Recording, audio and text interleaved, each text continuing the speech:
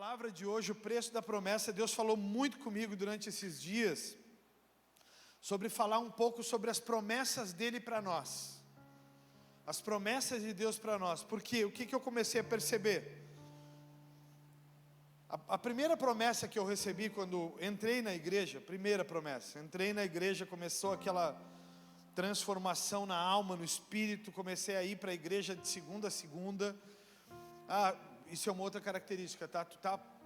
Conhece alguém que se apaixonou por Jesus, esquece, ele vai querer estar sempre na igreja, isso é natural. E eu estava naquele segunda a segunda, primeiro amor full, assim, hard, e dizia para Deus, eu quero mais, eu quero mais, eu quero mais. E a primeira palavra profética que me alcançou foi que eu iria às nações, que Deus me levaria às nações. E eu imaginei, eu sou um filho de caminhoneiro e filho de tricoteira. Minha mãe fazia blusões de lã. Eu acredito sinceramente que hoje em dia nem exista mais isso. A tricoteira. Tem alguma tricoteira aqui dentro, irmãos? Não tem nenhuma tricoteira. Minha mãe, eu acho que é isso. A senhora é tricoteira? É sério, é mesmo? Levanta a mão bem alta aí para todo mundo ver que a senhora é velha. Tô brincando. Compromisso número 1, eu vou comprar da senhora um blusão agora no inverno. Eu tenho um suéter, Glauber.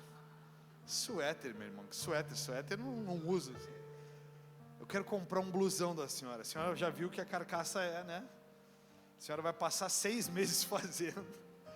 Mas é a memória da minha mãe, então eu quero comprar, não quero ganhar. Apesar que o Benhur disse que melhor é dar do que receber, né? Então, calei a minha boca se a senhora quiser dar, mas não é a minha ideia, então não estou pedindo, estou dizendo que eu quero comprar. Tenho um sonho de botar o blusão da minha mãe de novo. Quente pra caramba, mas enfim. Então eu sou um filho de tricoteira, sou uma pessoa simples. E como que tu imagina um filho de tricoteira indo às nações? Um filho de tricoteira e de um caminhoneiro, provavelmente ele não vai saber nem os caminhos para ir tirar o passaporte. Porque a minha mãe tinha quinta série e meu pai quarta série. Eles falavam colegial, eu acho, do colegial, sei lá, um negócio assim. Saltou um idoso aí, do quê? Do quê, Seco? Levanta para todo mundo ver que tu tá velho. Levanta, não pode ser rebelde, o Benhur acabou de pregar. Olha a cabeça branca dele. Do ginásio, diz ele. Eu acho que é colegial, um negócio desse aí. Ginásio colegial, outra velha dizendo aqui. Tá, mas vamos lá, eu preciso pregar. E quando eu recebi essa palavra, eu dizia, tá bom, amém, Jesus, eu vou ir às nações.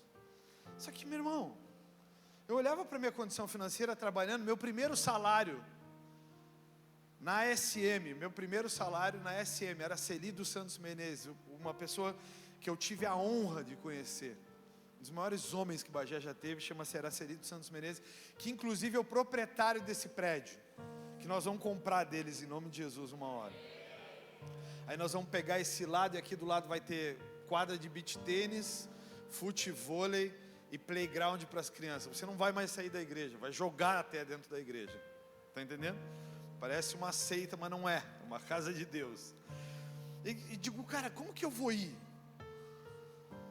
Eu comecei, meu pastor Paulo Sarmento era tão doido quanto eu sou. E um dia ele ouviu essa palavra que eu tinha recebido. E ele começou, não sei como no coração dele, ele descobriu que um dos meus sonhos, hoje também para quem não sabe é o último dia do voto, que eu vou pregar descalço, porque Deus estava falando sobre vaidade comigo. Então não fica achando que eu sou aí um maluco, mas Deus falou que a vaidade é uma coisa que estava muito evidente, e que eu precisava passar esses 4 semanas aí pregando de pé descalço. Aí o pastor Paulo Sarmento um belo dia descobriu que o meu sonho era conhecer Buenos Aires na Argentina.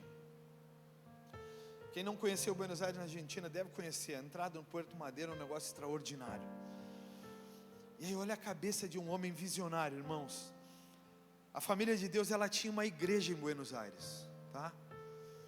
E o pastor lá, não era pastor ainda, ele ia ser ungido pastor naquele lugar. Olha a doideira dele. Ele descobre que o meu sonho era ir para Buenos Aires, conhecer Buenos Aires e ele me manda pregar em Buenos Aires, na unção pastoral do cara lá, pastor Abel Benítez, pastor Abel Benítez, ele me manda pregar lá, e fui eu lá ungir pastor o cara, coisa mais doida do mundo. Eu olhava para o pastor Paulo e eu digo, mas pastor, como é que eu vou ir? Eu não sei como ir. Aí imediatamente meu espírito já mexeu comigo e disse assim, tu não sabe ir, dá teu jeito. Aí o pastor mandou um irmão junto comigo que também não sabia ir, e nos levaram até Melo. Ele e outro irmão nos levaram no próprio carro até Melo, para nós embarcarmos num ônibus até Montevidéu, de Montevidéu pegar a barca e atravessar de barca para Buenos Aires, e foi a minha primeira viagem missionária. Eu fui pregar, irmãos, eu entrei para pregar, eu já vou começar a falar sobre essa palavra aí. Eu entrei para pregar assim, né, nervosão, já vou pregar em Buenos Aires. A primeira vez quando eu entrei, o cara olhou para mim, o pastor, e disse assim, aqui não pode pregar assim não. Eu digo, não pode pregar assim, não, como pastor? Não, tem que entrar de terno e gravata. O cara me arrumou, irmãos, um terno e uma gravata. Então a minha primeira experiência missionária foi de terno e gravata. Agora você olha para mim, eu estou de pé descalço. Aí eu comecei a andar, irmãos, mas só que essa palavra me custou muito. Essa palavra custou muito para mim. O vai às nações custou um absurdo para mim. Essa promessa de ir às nações, ela custou um absurdo. Por quê? Porque eu comecei a ter que dedicar a minha vida a essa palavra. Eu comecei a ter que dedicar a minha vida a não permitir que essa promessa morresse. Então eu comecei a viver por essa promessa. Eu comecei a viver que eu sou um pregador, e que esse pregador não ficaria paralisado nessa cidade, mas que ele iria às nações. Agora, eu estava na sala de oração lá, que a gente está fazendo todos os dias, como o Benhor falou, às 19 horas. Amanhã eu te convido, amanhã a gente vai estar aqui, faltam 11 dias ainda. Amanhã a gente vai estar aqui, segunda também, domingo também, semana que vem também. Então você não pode ficar de fora. Eu estava lá, eu olho para o relógio para ver que hora que estava chegando ali, que hora era, e aparece no meu relógio a bandeira da Suécia, e tudo como é a Suécia. A Suécia é um país nórdico. E eu olhei e digo, fui mostrar para a pastora. Quando eu fui mostrar para a pastora, não tinha nada mais no relógio. Eu fiquei pensando, eu estou ficando doido. Fui olhar no celular, não tinha nada no celular. Eu digo, tá, estou endoidando agora. Aí agora eu estava no meio do culto, irmãos, e vou olhar no relógio ali, a bandeira da Suécia de novo. Eu digo, Jeová Jireh. Aí a Tati sonhou comigo. Tati, para de dormir, pelo amor de Deus, ou começa a sonhar só contigo agora. Ela sonhou essa semana que eu estava em algum lugar aí, e que eu puxava uma carta, e Deus estava me entregando uma nação.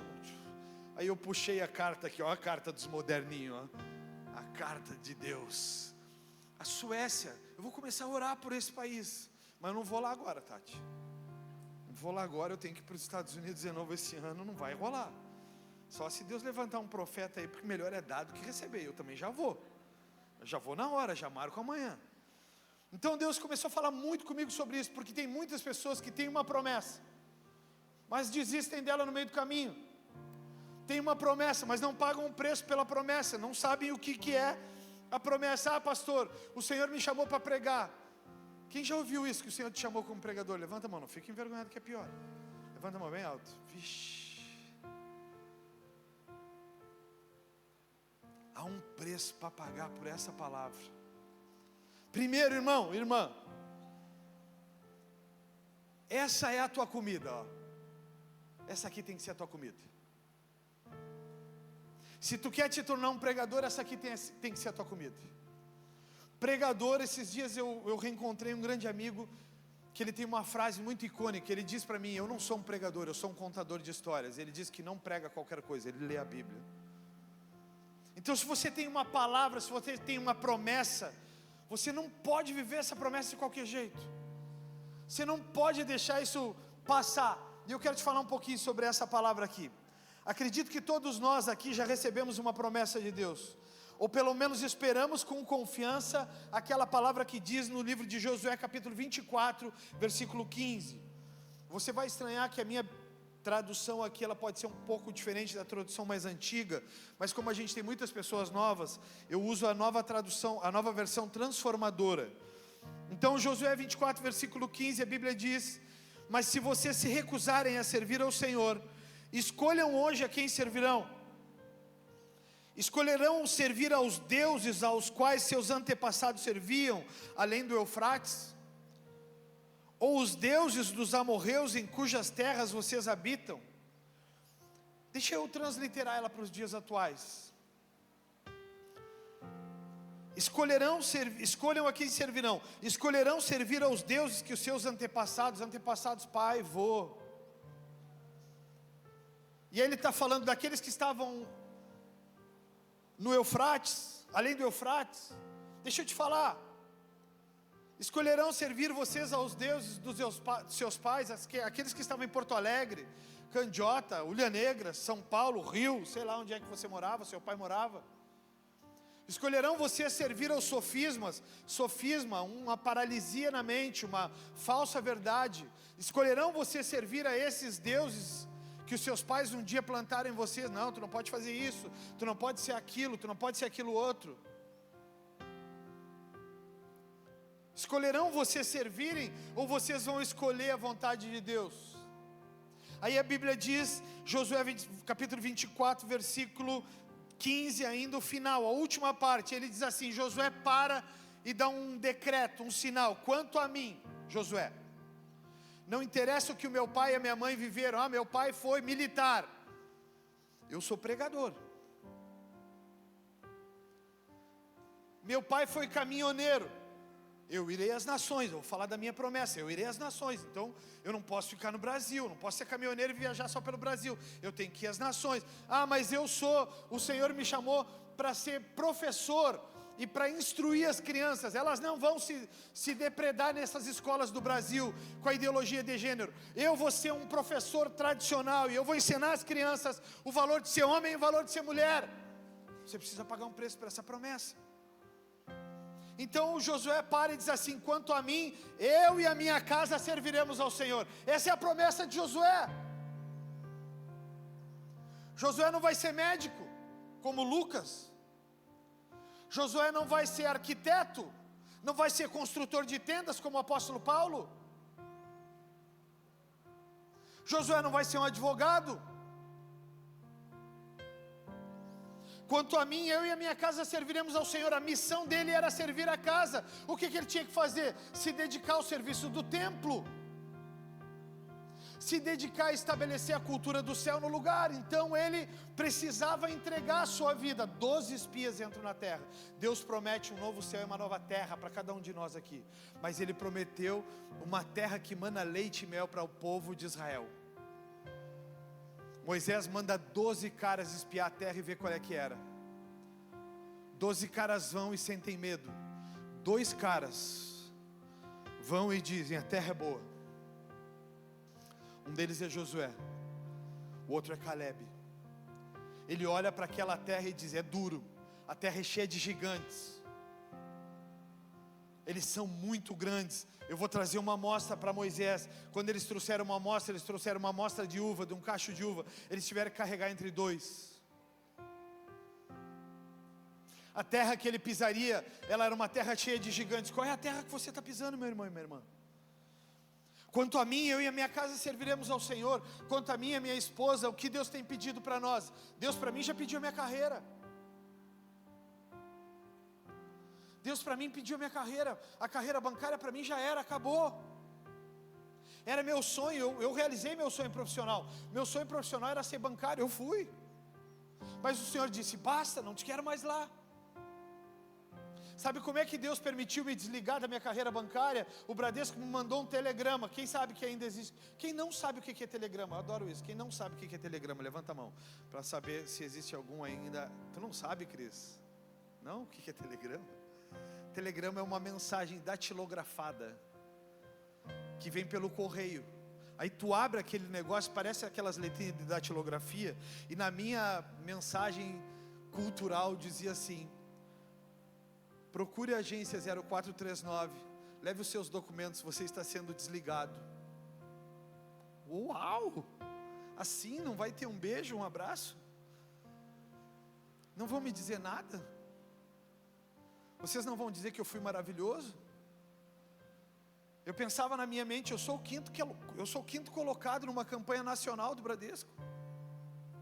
Eu sou o quinto colocado, como é que vocês vão me dizer tchau?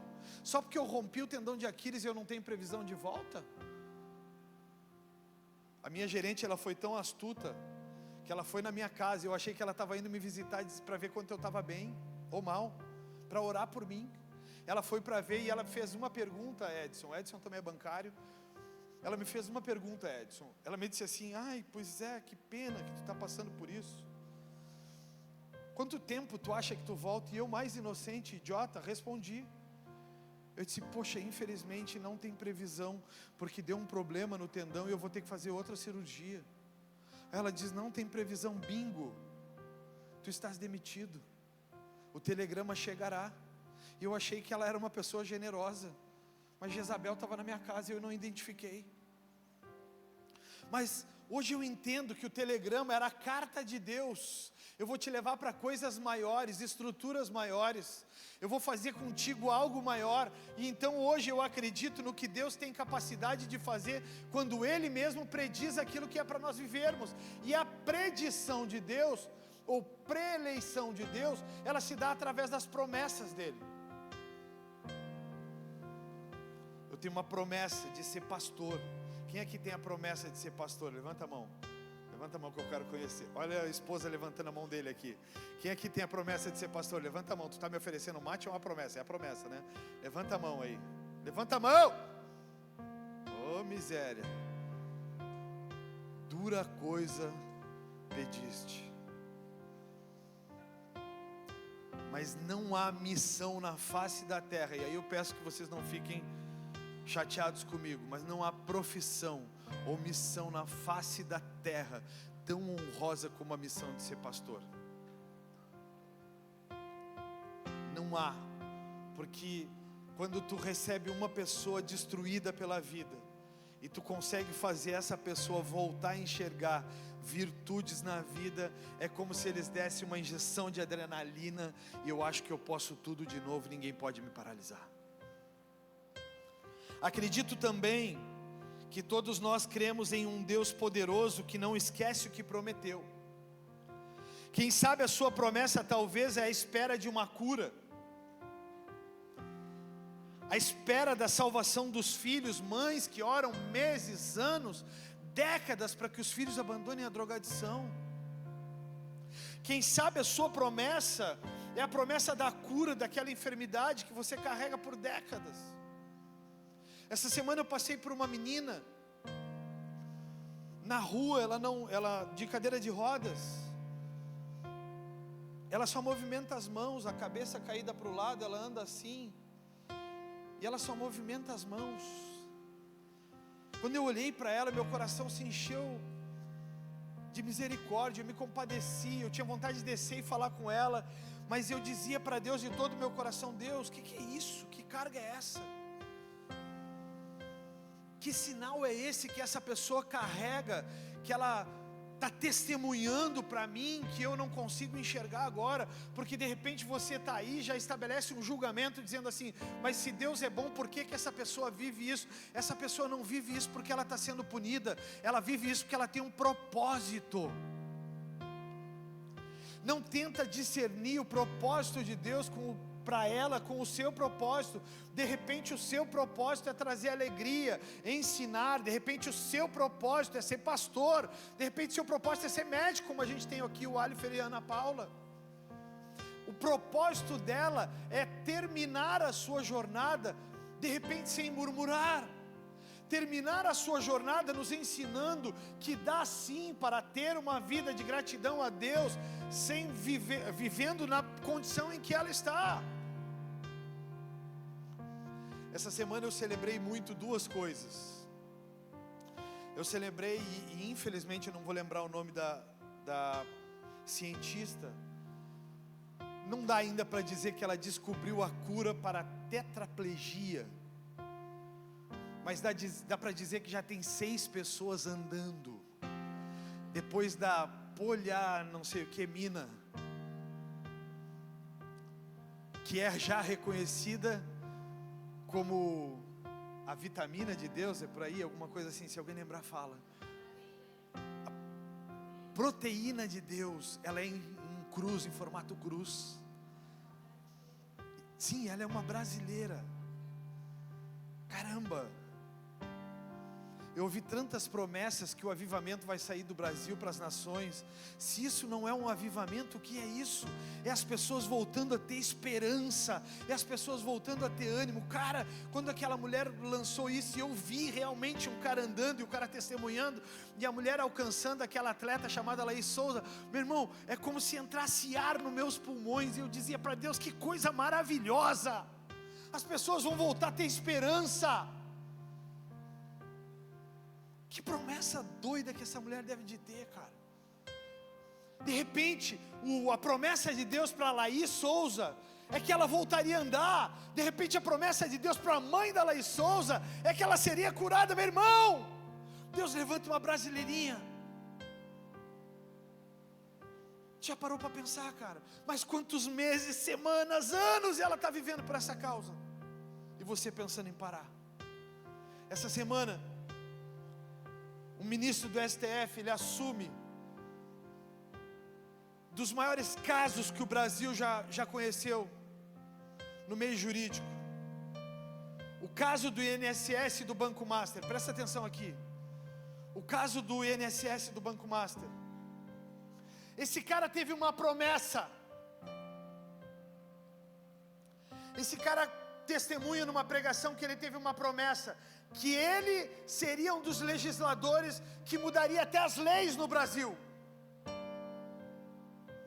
Aí esse cara, irmãos, pasmem, para quem não está acompanhando, por sorteio, está toda a trupe, não dá para falar muito alto, Xandão está na ponta, Xandão está ali com o olho brilhando, eu quero, e o Senhor disse para trás. Tem um crente no meio deles ali, e o Senhor aponta o seu dedo para a cabeça do crente e diz: é contigo. Autoridade eu te dou. E o crente pega a autoridade. Aí os caras começam a movimentar. E eu recebi um testemunho, cara, maravilhoso, da CNN. Não um jornalismo qualquer, é um jornalismo verdadeiro. O cara da CNN, o William Vac, está olhando, está dizendo: esse cara é um cara diferente, ele não é arrogante. Porque esses dias aconteceu um fato, nesse ato de julgamento. Chamam ele, aí está toda a trupe ali, ele precisa tomar uma decisão. Ele pede licença e diz: escusas, eu preciso ir até o gabinete. Então ele vai até o gabinete e ele pega todos os seus assessores e diz para todos os seus assessores: saiam agora por um instante, porque eu preciso de uma resposta de Deus. E tem respostas que só se conseguem na oração. E eu olhei para aquele cara e digo: não é possível. O cara se encerrou numa sala e disse: Deus, eu não sei legislar sobre isso. Deus, eu não posso fazer as coisas erradas. Deus, eu quero ouvir tua voz. E Deus parece que está começando a levantar legisladores justos sobre a nossa nação. Você pode aplaudir Jesus por isso. Ele está tomando as rédeas de novo.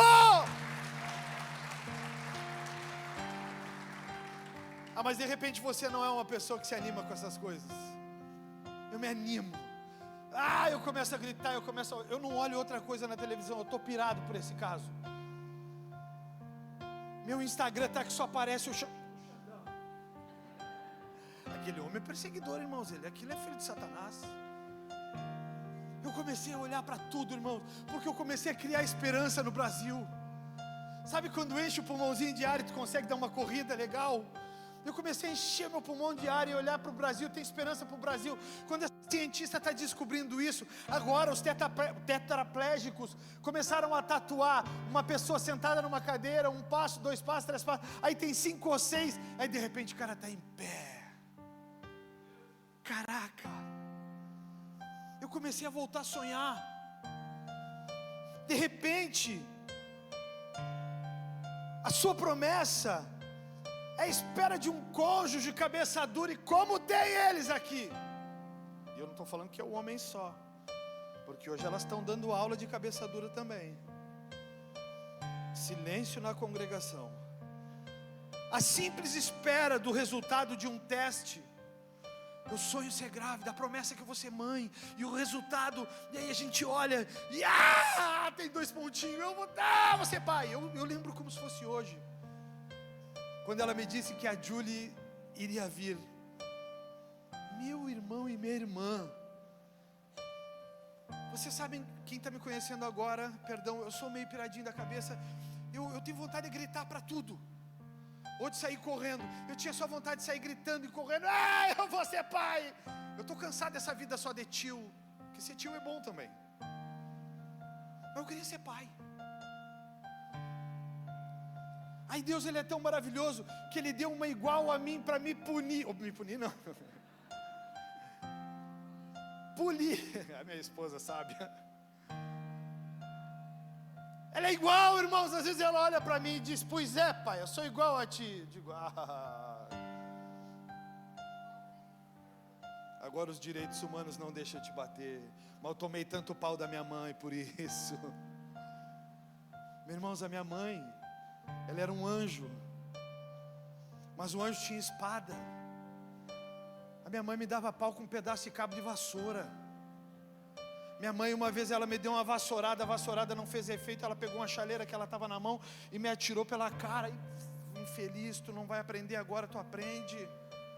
Eu amo a minha mãe, mas quem sabe você está esperando por um cônjuge que se restaura e te diz, amor, nem sabe, vou servir a Jesus contigo, e tu olha para ele e diz assim, não, tu está brincando com coisa séria? De repente você olha para ela e diz para ela, ela chega para ti e diz assim, amor, nem sabe, Jesus falou comigo. E ele começa a pensar, tomara que seja o temperamento. É o temperamento. Aí ela olha para ti e diz assim, amor, nem sabe, Deus falou comigo que eu tenho que mudar meu temperamento para estar contigo na igreja. Ele diz, Senhor, tu existe. De repente é isso. De repente, irmãos, é uma entrevista de emprego. É a promessa daquele emprego. É a promessa daquela estrutura que vai dar a condição que você tanto sonha. Não importa qual seja o motivo, acredito que todos nós aqui já recebemos uma promessa de Deus. Assim como também muitos de nós já desanimamos por causa da demora no cumprimento dela. E a incredulidade muitas vezes minou a espera da promessa. Eu quero que os sinceros, só os sinceros, levante a mão comigo quem já desistiu da promessa, porque está demorando muito. Levanta a mão. Não seja covarde, levanta a mão. Tem mais alguém aí? Eu quero falar com vocês por um instante. A Bíblia diz em Isaías 64, capítulo 64, versículo 4. A Bíblia diz, porque desde o começo, vocês podem repetir isso em voz alta comigo, todo mundo? Para que vocês fiquem um tanto mais ligados. Diga aí comigo, porque desde o começo do mundo, nenhum ouvido ouviu e nenhum olho viu um Deus semelhante a ti, que trabalha em favor daqueles que nele esperam. Você pode dar uma salva de palmas a Jesus? A Bíblia está falando, e quem está falando é Isaías. Isaías anunciou que Jesus viria 700 anos antes. Não é qualquer um cara que está dizendo, é Isaías. Mas a pergunta que eu te faço é, ainda cremos? Você ainda crê na promessa? Você ainda acredita que Deus pode fazer? Quando você lê esse texto, de repente você pode estar pensando, Abraão tinha uma promessa de um filho, um herdeiro para sua prole, mas Abraão foi colocado em suas mãos um cutelo para sacrificar o próprio filho. De repente você pode estar falando ou lembrando que Davi tinha uma promessa de ser rei em Israel, mas à sua frente estava um gigante de quase 3 metros de altura chamado Golias. De repente, você está diante de uma promessa desafiadora de sua vida. De repente você está diante de uma promessa desafiadora e você começa a parar de crer. Ah, mas não tem oportunidade. Ah, mas eu não consigo. Ah, mas isso, mas aquilo. Ah, mas o Senhor me falou que eu e meu marido pregaríamos nas cidades, que eu e meu marido seríamos evangelistas, que eu e meu marido teríamos filhos. De repente você não acredita mais nisso. E aí começa a promessa a sucumbir. A promessa não morre, ela não acaba, mas ela começa a sucumbir. Porque você vai para o jeitinho brasileiro, você vai achando meios de levantar uma promessa no lugar dela. Aí você começa a acreditar que a faculdade X é que vai te dar a condição de ter a promessa. Não faz outra promessa na vontade de Deus. Ah, mas Deus me chamou para ser político, por exemplo. Não tente ser médico. Não tente ser médico. Ah, mas pastor, é que eu li assim, o Senhor um dia eu estava orando, e o Senhor um dia disse assim para mim que, quem sabe se agora eu vou te usar no meio do povo, e o povo que é um povo cativo, vou trabalhar na polícia, no presídio como agente penitenciário. Não inventa história, paga um preço pela promessa. A promessa que eu recebi foi uma promessa pesada. Eu seria pastor e iria às nações. Agora final do ano, entre setembro e outubro, eu tenho que voltar para os Estados Unidos. Deus está me mandando profetizar mais 7 dias. A condição atual é 0. Em breve vocês verão trufas sendo vendidas. A minha congregação particular bota a mão no olho e faz assim. Minha filha e minha esposa. Porque o Senhor tem nos chamado a essa nação. Não adianta fugir. Agora um irmão me abraçou e eu não vou embora tão cedo. Vocês vão ter que acreditar nisso, tá? Quem já estava torcendo para eu ir embora agora, perdeu o Playboy. Eu não vou embora tão cedo. Donald Trump acaba de trancar todo o visto de trabalho. Então enquanto o Trump estiver lá, vocês vão ter que me engolir, como diria o mestre Zagallo. Mas eu não posso esquecer da promessa, e há um preço a pagar por ela.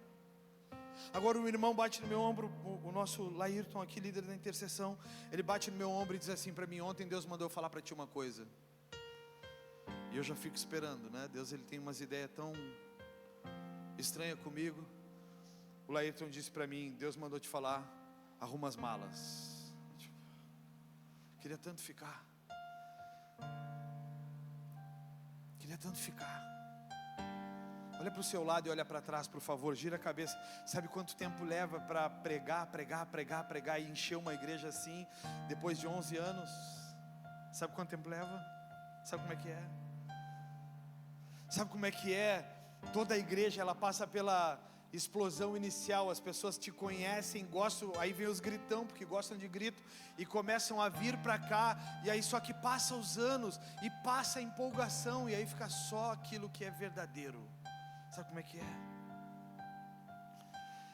De repente, você é uma das pessoas que leu uma das promessas mais desafiadoras da Bíblia, que está em Mateus 6, versículo 31, eu quero te convidar a abrir a tua Bíblia pela primeira vez. Eu estou correndo já. Eu te convido a abrir a tua Bíblia aí, rapidinho. Mateus 6,31. Para quem não trouxe Bíblia, crente sem espada, mas está aqui. Alguém vai abrir a espada para ti. Essa para mim é uma das promessas mais desafiadoras, se não dizendo uma das mais, ou a mais difícil que tem de se cumprir. Diz assim. Vocês podem dizer em voz alta comigo para entrar nessa cabecinha abençoada? Pode dizer? Vamos juntos? Obrigado, Glauber, por não me deixar sozinho. Digam comigo então: portanto não se preocupem dizendo. Não foi todo mundo que falou, ficou uns me olhando com cara de pastel. Portanto não se preocupem dizendo. O que vamos comer? O que vamos beber? O que vamos vestir? Essas coisas ocupam o pensamento dos pagãos. Mas seu Pai Celestial já sabe do que vocês precisam. E aí vem a promessa. Agora precisa ser em voz alta, porque o diabo é surdo. Diz assim: busquem em primeiro lugar. Mais alto, porque ele é surdo. O reino de Deus e a sua justiça. Agora faça num grito mais alto de forma profética. E todas essas coisas lhes serão acrescentadas.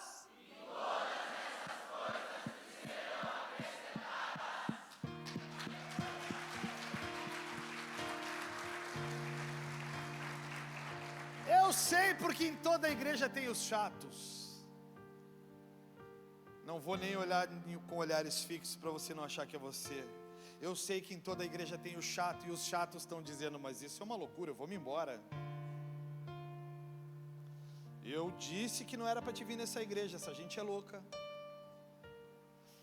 Mas Mateus está dizendo: portanto não se preocupem dizendo o que vamos comer, ou o que vamos beber, e o que vamos vestir. Busquem em primeiro lugar o reino de Deus e a sua justiça, e as demais coisas lhes serão acrescentadas. A pergunta que eu te faço é: essa promessa é uma promessa real para você? Todas as coisas nos serão acrescentadas no curso da vida, se crermos nele. Ela é real para você? A promessa está feita. Nosso papel agora é confiar e nos entregarmos, pagando o preço e sabendo que Ele irá cuidar de nós. Deixa eu te dizer algo. Benhur falou sobre oferta aqui. Há alguns anos atrás, quando eu recebi o tal telegrama, eu saí de uma condição financeira assim e fui para uma condição financeira assim. Cada vez de ir ao mercado era um desafio. Uma das pessoas que eu deixei no meu lugar no primeiro banco que eu trabalhei está comigo hoje, é líder na minha igreja, o Edson, funcionário do Banco Pan-Americano. Então, se quiser financiar carro, é com o Edson, 10% é separado para a igreja, não seja sacana. Quando eu recebi o bendito do telegrama, eu saí de uma condição financeira maravilhosa e eu fui para uma condição financeira assim. E um belo dia eu estou entrando no mercado, a pastora trabalhando na escola pela manhã, eu estou entrando no mercado e eu disse para o Senhor: Senhor, Tu sabe que eu não tenho nada. Senhor, Tu sabe que eu estou indo no cartão de crédito e esse cartão de crédito ele não tem condições agora. Eu não costumo dar nomes às pessoas, mas eu disse para o Senhor: Senhor, Tu precisa me suprir. A Tua palavra disse que se eu priorizasse a Tua causa, o Senhor não me deixaria desamparado. E eu estou entrando no mercado, como todo viciado. Quem não for viciado, que atire a primeira pedra.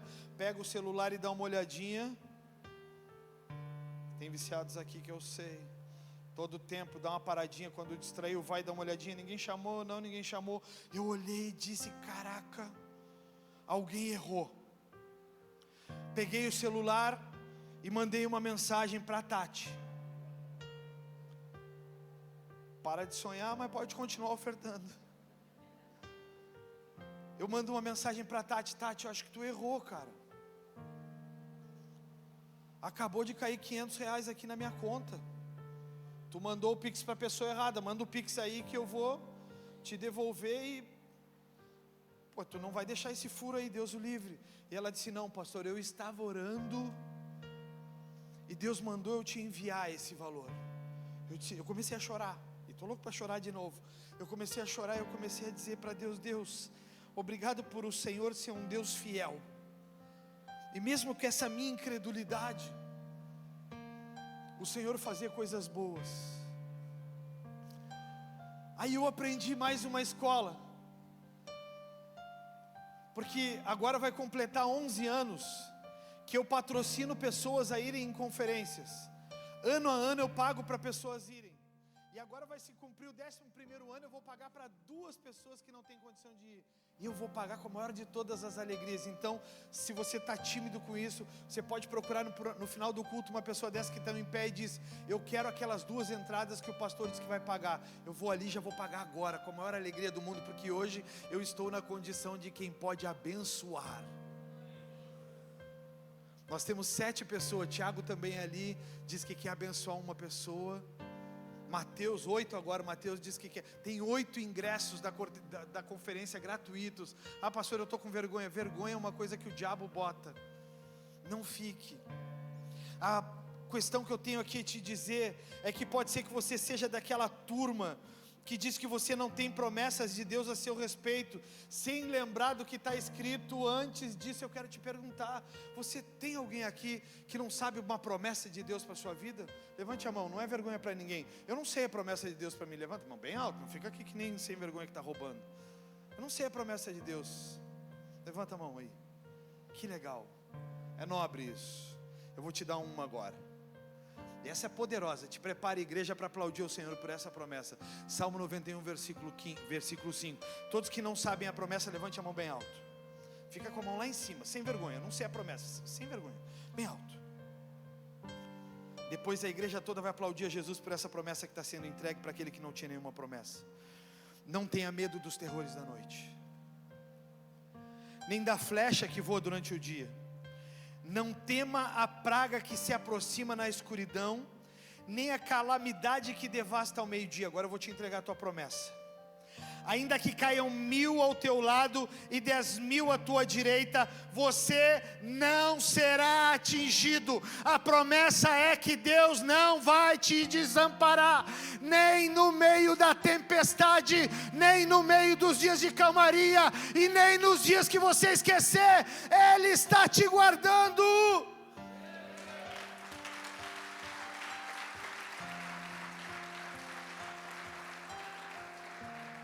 Agora vem o final da promessa. Se você se refugiar no Senhor, se fizer do Altíssimo seu abrigo, levanta as mãos aqueles aí de novo. Nenhum mal te atingirá, nenhuma praga se aproximará da sua casa. É assim a promessa. 1000 vão estar caindo aqui, 10.000 vão estar caindo ali. Nenhum mal vai cercar a tua casa, porque Ele dá ordem aos seus anjos para te proteger, e nenhum mal te cerca. Busque em primeiro lugar o reino de Deus e a sua justiça, e aí o diabo começa a cercar, mas ele não pode chegar. Eu recebi uma palavra e eu cacei ela no mundo espiritual. Todo mundo começou a apontar quando a labirintite deu uma crise aguda, que eu fiquei 14 dias de cama. Todo mundo começou a apontar. Pô, pastor, infelizmente é natural agora tu viver o resto da tua vida medicado, e provavelmente, pastor, tu nunca mais vai ser curado. Eu fui para minha casa e eu disse: eu não quero. Eu não quero. Eu não tomo posse dessa palavra. E aí, irmãos, eu não podia olhar para trás porque eu quase caía.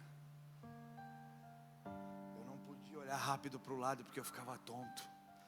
E agora completam-se 45 dias que eu chutei o remédio para um lado. Eu não sei nem onde é que ele foi parar, mas eu não uso mais medicamento nenhum, porque nenhum mal vai chegar na minha tenda. Ah, pastor, tu foi curado? É claro que fui. É claro que fui. E o que tu está fazendo agora, pastor? O mesmo que eu fazia antes. Exatamente a mesma coisa. Meu irmão e minha irmã, embora seja difícil de determinar um número preciso, eu quero te dizer quantas promessas tem na Bíblia. E a gente já está encerrando aqui. É muito difícil de determinar, e tem muitas opiniões sobre o assunto, mas tem muitas pesquisas também balizando, que sugerem que na Bíblia tem 8.810 promessas. A Bíblia tem 8.810 promessas. Pastor, eu não tenho uma promessa. Não, tu não está lendo a Bíblia. A promessa para ti está no Salmo 91. Basta tu tomar posse. Isso é para o povo de Deus. A Bíblia diz E os estudiosos fizeram um apanhado. Cerca de 85% dessas promessas foram feitas por Deus ao homem, totalizando 7.487 promessas. Deus prometendo ao homem diretamente. 85% das 8.810. Aproximadamente 11% das promessas presentes na Bíblia são feitas entre pessoas. Um promete ao outro. Encontramos quase 1.000 exemplos registrados onde uma pessoa faz uma promessa a outra. Existem 290 promessas feitas pelo homem a Deus, sendo a maioria delas encontrada no livro de Salmos. Um exemplo inspirador nisso é o Salmo 51:15, onde diz: Davi clama: abre, Senhor, os meus lábios, e a minha boca manifestará os teus louvores. Também encontramos 2 promessas feitas por Satanás na Bíblia. Até o próprio diabo prometeu. Uma delas está registrada no livro de Mateus capítulo 4, versículo 9, que diz: quando Satanás tentou Jesus dizendo o seguinte: tudo isto te darei se prostrado me adorares. Até o diabo. O Novo Testamento ele abriga 1.104 promessas, enquanto que o Antigo Testamento ele abriga 7.706. Aí eu te pergunto, mas e a sua promessa? Você já perguntou o preço que terá que ser pago por essa promessa para que ela se cumpra? E aí eu vou te citar 3 caras correndo aqui. Davi tinha uma promessa: ser rei de Israel, rei da maior nação da história. Até hoje Israel é a nação mais lembrada.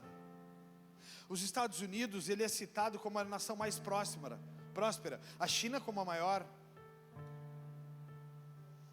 Mas Israel é a nação santa. Israel é aquela que passou os tempos e permanece ainda próspera e grande. Davi esperou pelo menos 20 anos para que essa promessa se tornasse real. Para que a promessa que ele era rei sobre Israel se cumprisse, levou pelo menos 20 anos. Primeiro foi a guerra sem idade necessária. Davi, quando disse: eu vou matar esse gigante incircunciso, ele tinha entre 16 e 17 anos. O livro de Números ele diz que não podia ir para a guerra alguém com menos de 20 anos de idade. Mas ele diz: eu tenho uma promessa, eu sei lidar contra leão e urso, eu vou matar esse cara. Ele é grandalhão, mas ele é desengonçado. Ele é grandalhão, como diz no Rio Grande do Sul, mas ele é todo troncho. Olha esse cara, quando ele começa a caminhar, parece aqueles caras todo troncho, todo atravessado. Mas eu vou dar uma voadora no joelho dele. Eu imagino ele pensando: eu vou dar uma voadora no joelho dele, que é o mais alto que eu vou conseguir alcançar. E quando o joelho dele se abalar, eu pego uma pedra e dou na outra rótula dele. E quando a pedra pegar na rótula dele, a rótula está quebrada. Eu começo a bater do lado, no ligamento colateral. Ele não vai conseguir mais se mexer. Eu tentando enfrentar Golias, vocês viram como é que ia ser, né? Eu vou no joelho.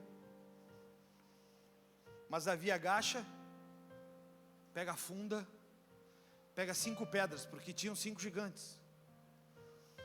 E aí o Senhor sopra nele. Se você pegar uma pedra fina, você afetar a fonte dele, tu pode colocar a mão na tua cabecinha, bem no meio tem um buraquinho aqui, a não ser que você seja troncho também. Não, mas até o troncho do Golias tinha. Bota aqui, ó, bem no meio aqui, ó, tem um buraquinho, não tem? Tem gente que está louca para fazer, mas está com vergonha. É hora de fazer o que tu quiser, não tem problema. Ó, a dona Mara botou confiante agora. Carmen também nesse momento. Se ele acertasse ali, o gigante cairia. A funda gira na testa, o gigante caiu. Ah, mas pastor, será que isso é verdade? Será que todos esses anos que passaram, 5.000 anos que a Bíblia é escrita, toda essa geração que leu a Bíblia antes é tão burro o suficiente para dizer que só tu é inteligente e o que aquilo era uma mentira? Davi passou 20 anos, Davi tinha 16 a 17 anos de idade, e primeiro Davi reinou sobre o novo reino chamado Judá. Então só depois ele reinou sobre Israel, algo em torno de 20 anos depois. Davi esperou 20 anos pela promessa. Há quanto tempo tu não recebeu a tua ainda? Abraão, com quase 100 anos de idade, recebeu a sua promessa e o preço dessa promessa. Abraão, com quase 100 anos de idade, ele recebe uma promessa que teria um filho, um herdeiro. Ele olha para Sara, chama a Sara. Sara estava tomando a sopinha às 6 horas para não ficar com refluxo, porque está velha. Não dava para comer aquele carneiro com queijo, que era muito forte. Sara olha para Abraão e diz: o que tu quer, meu velho? O velho olha para ela e diz: nós vamos ter um filho, te prepara, que hoje eu vou te usar. Estou brincando, isso é um termo que era... A velha olha para ele e diz: Abraão, tu está de sacanagem, Abraão. Tu teve em Aceguá comprando o azulzinho, Abraão. Abraão disse para ele: velha, te prepara, que nessa noite nós vamos brincar como há muito tempo nós não fazíamos.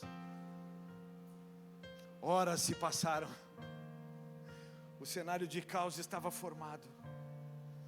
De repente Deus visita aquele homem, que começa a se sentir jovem, e na flor da idade ele gera um cara chamado Isaac. Deus dá Isaac a Sara, Deus dá Isaac a Abraão. 100 anos de idade eu consegui fazer um filho. Tem gente que com 70 já está dizendo: não dá. Velho, estou louco de dor nas costas, já está começando para de ratear, não é mais tempo para isso. Te prepara que eu vou ser velho e sarado, eu vou até os 70, 80. Socorro, diz ela. Eu estou tentando ela, eu tenho 49, quero ter um filho de novo. Ela tem 44, ela está me negando, irmãos, orem por ela. Isaac está nas mãos de Abraão. Só que Deus diz assim para ele: sacrifica o teu Isaac, para que se cumpra. Abraão pega Isaac, leva Isaac para o sacrifício. Isaac pergunta: pai, está ali a lenha, está ali o lugar do holocausto, mas onde está o sacrifício? Deus proverá. Ele deita o filho, amarra o filho, levanta o cutelo, e quando vai bater o cutelo na cabeça do filho para sacrificá-lo, Deus olha para ele e diz: para, Abraão, para, eu providenciei o cordeiro para o sacrifício. Olha para a tua direita, para a tua esquerda. Abraão olha, mas o que é mais interessante nessa palavra é que Abraão é perguntado pelos seus servos o que eles vão fazer antes de subir o monte. Ele está com o filho amarrado nas mãos. Ele olha para os caras e diz ali para os caras: esperem aí, nós vamos ali adorar e já retornamos. Mas ele ia sacrificar, Mateus. Mas para ele era uma adoração fazer a vontade do Pai. Será que ele não sabia que o Deus provedor ia entrar em ação?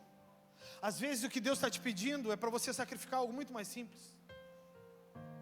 Às vezes o que Deus está te pedindo é para você sacrificar algo que te rouba da presença dEle. É muito mais simples. Às vezes o que Deus está te pedindo é para você não andar distraído com tudo que te afasta dEle, da presença dEle e da igreja dEle. É Ele que fundou a igreja. Em Atos dos Apóstolos, Ele funda a igreja, chamada como igreja primitiva. De repente você é como José, que recebeu uma palavra, um sonhador. José esperou 17 anos para o sonho, promessa se cumprir. Ele esperou 17 anos para a promessa de Deus cumprir. E lá estavam os irmãos pedindo para ele comida e bebida porque não tinham, e ele era o governador. 17 anos depois, tem gente que chegou agora na igreja e já quer o primeiro lugar do ônibus. Tem gente que chegou agora e já quer a plataforma. Calma, princeso, calma. Tu ainda tem que comer muito capim para ficar gordinho. Tá aqui em cima é uma pancadaria. Faz 1 hora que nós estamos gritando no ouvido dessa guria, ali em cima na torre de oração. Faz 1 ano que ela espera por esse momento. Quem recebeu de Deus através da vida da Cris no louvor aqui? 1 ano esperando. 1 ano.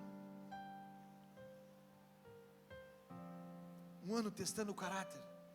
1 ano testando o sentimento. 1 ano testando o coração. Aí eu levei ela, sabe para onde, irmãos? Para a minha célula. Levei ela para a minha célula. Aí eu olhava para ela, vi coisas boas. Aí ela, como toda jovem, começou a dar umas caneladas. E o Instagram começou a receber umas mensagenzinhas ali. Não, volta atrás, para aí. Não é assim que uma mulher de Deus faz. E ela dizia assim para mim: amém, pastor. Eu não sei se ela não queria me matar lá, mas a gente não ouve tudo, né? Porque quem tem promessa precisa pagar o preço pela promessa. Só que agora essa menina chegou aqui para não parar mais. É assim que funcionam as coisas. Deus, Ele quando te chama, Ele te chama e Ele não te dá tempo. Porque Ele vive no Cronos, ou vive no Kairos? No Cronos ou no Kairos? É no Kairos. Ele não está nas horas, nos minutos, nos dias, nos meses. Um dia para Deus é como 1000 anos. Ele sabe a hora certa de te abençoar. Ele sabe a hora certa de te levantar. Ele sabe a hora certa de te fazer prosperar. Ele sabe a hora certa de te tirar de trás das malhadas. Davi era um menino de 17 anos. Ninguém sabia quem era. Davi era um menino que ninguém sabia quem era. Presta atenção aqui, a irmã é muito bonita, mas presta atenção aqui. Davi era um menino de 17 anos, de bela aparência. Aprendeu a lutar com leão e urso. A não ser que você queira aplaudir Jesus pela igreja preparada que você tem, que até uma cadeira de roda tem preparada para receber as pessoas. Hein? Pelo que você está aqui? Davi é esse cara. Ele diz assim: não, mas para aí. Eles vão deixar esse cara falando esse monte de bobagem aí? Eles vão deixar esse gigante gritando: não há homem em Israel capaz de defendê-lo? Sabe quem era o mestre em fundas? Sabe quem era o homem entendido em fundas? O homem entendido em fundas era Saul, o covarde. Ele era o homem preparado para as fundas. O Gregory é da polícia militar, brigada militar é que diz, né? Ele é preparado para atirar. Mas aí Deus decide entregar a arma nas minhas mãos. Só que Deus sabe que eu estou lá na sala de oração.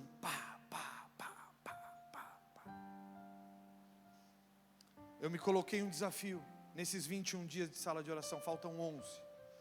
Eu quero extrair de Deus 21 palavras. Eu quero extrair de Deus 21 decretos. Hoje é o dia 10, Deus já nos deu 10 palavras. Deus já nos deu 10 decretos. Hoje Deus nos dizia que nós somos como o Monte Sião. Ele diz que nos separou num alto monte e nos permitiu passar por muitas dores, por muitas aflições, porque como os montes estão cercados, como Jerusalém está cercada, Ele não ia nos deixar ser abalados. De repente, agora é a sua vez de gerar e pensar na promessa. O grande desafio é que muitos têm recebido, e foi por isso que eu preparei essa pregação, é que muitos têm recebido a promessa e têm deixado a promessa de lado, porque o preço a ser pago é muito alto. Esses dias eu recebi uma mensagem de um irmão. Cris, eu recebi uma mensagem de um irmão. Aí a gente vem para cá, a gente se prepara, a gente ora, a gente passa a semana inteira com a cabeça borbulhando. Eu com o que vou pregar, tu com o que vai cantar. E o irmão me diz a mensagem assim, e muito legal que depois ele compreendeu.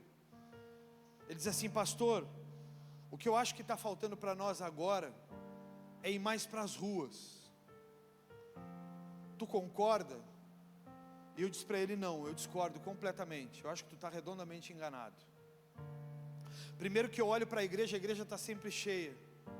E nós agora temos 23 células, mas nós éramos para ter 26, 27, 30 células, mas nós não temos líderes para cuidar das células.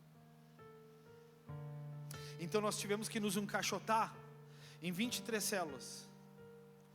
Tem célula que eu tive que pedir para a mãe com 60 dias voltar, porque nós não tínhamos líder para colocar lá. E a célula dela é uma das maiores. A célula dela e dele tem 25 pessoas. Tinha uma célula que tinha 10 crianças. Sabe o que é ter 10 crianças numa casa? Sabe o que está acontecendo? Deus está nos enchendo de gente boa. Deus está colocando gente nova. Deus está enchendo essa igreja de gente nova. Deus está colocando pessoas que estão dispostas a viver o novo. Mas nós não temos líderes para liderá-las. Então eu disse para ele, se a gente sair para a rua, a gente vai botar gente demais aqui para dentro e nós não vamos conseguir cuidar das pessoas, portanto nós vamos perdê-la. Pode passar o pessoal do louvor. Nós vamos perder essas pessoas. É isso, meu amado irmão e minha amada irmã. Tem muita gente que sente que o preço é muito alto e para de pagar o preço. Moisés recebeu uma ordem de Deus. Presta atenção aqui. Moisés recebeu uma ordem: salvar uma multidão.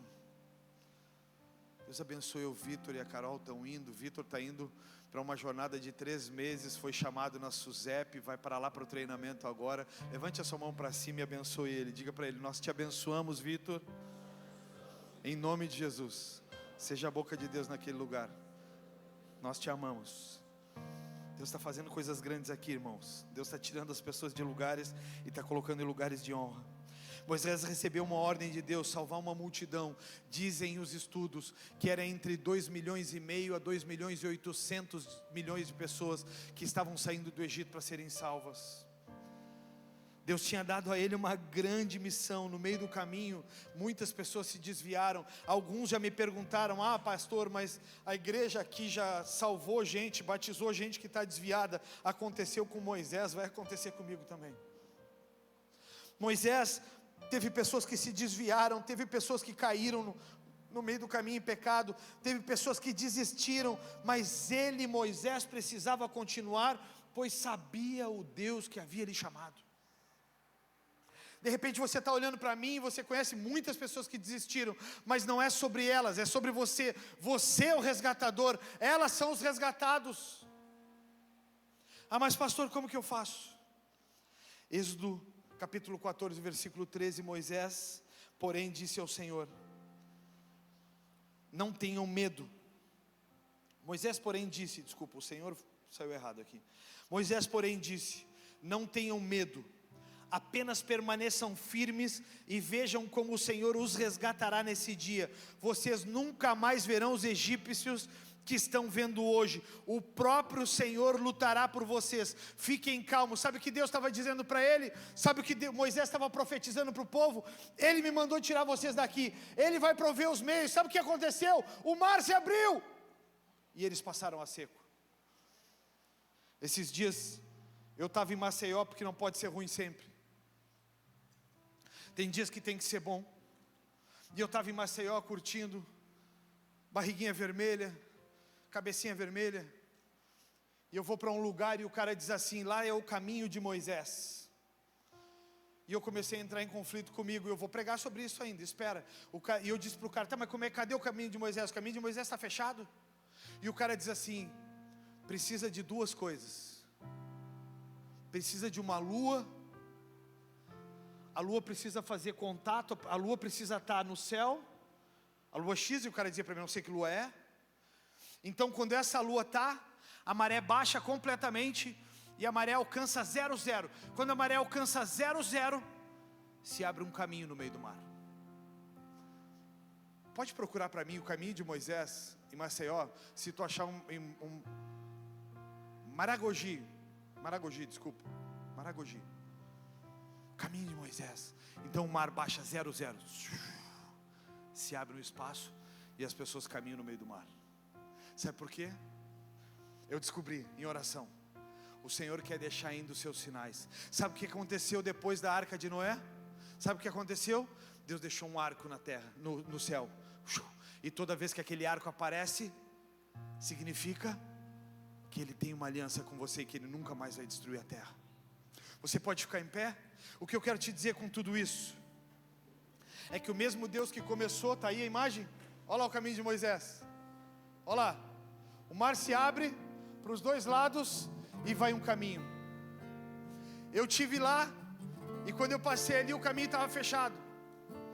Eles colocam até balanço para o povo tirar foto. E os balanços estavam todos eles fechados embaixo d'água. Eita, não acabou o culto ainda. Sabe o que eu quero te dizer, meu irmão e minha irmã? Filipenses 1, versículo 1. Paulo e Timóteo, vocês estão aqui? Paulo e Timóteo, escravos de Cristo Jesus.